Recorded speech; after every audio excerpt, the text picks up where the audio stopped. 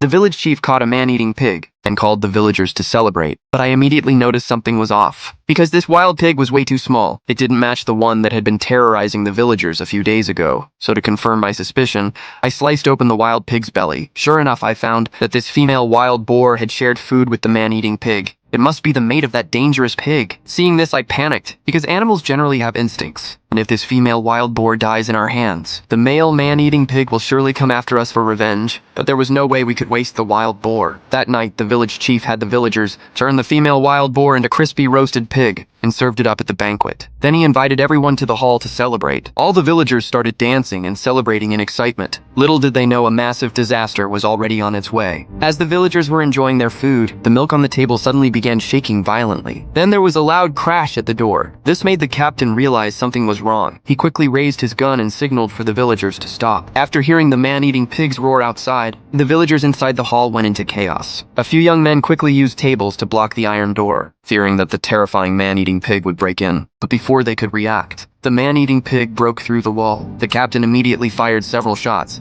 but this only enraged the pig. With a roar, the lights on the ceiling shattered instantly. Then the man-eating pig went on a rampage. In an instant, the whole hall turned into hell on earth. Seeing this, the police were frozen with fear, no longer caring about the villagers' lives. Realizing that things were heading to total disaster, the captain decided to make a last-ditch effort, firing several more shots at the man-eating pig. But the pig's tough hide and thick skin made it immune to the bullets, and the bullets bounced to the ground. As the man-eating pig slowly walked toward him, the captain was so terrified, he froze and didn't dare to move, fearing he would be killed right there. But unexpectedly, the pig saw that he didn't move and turned to leave him alone. After the pig left, I hurried to the hall, but it had already been stained with blood. I said humans have feelings, and so do animals. When we roasted the female wild boar, the male wild pig was sure to be angry. I guess the man-eating pig would definitely return for revenge, and the villagers would suffer again. To stop this tragedy from happening, I decided not to sit back and do nothing. I took the hunting rifle from under my bed and gathered a hunting team. The next morning, we headed up the mountain, planning to take down that man-eating pig.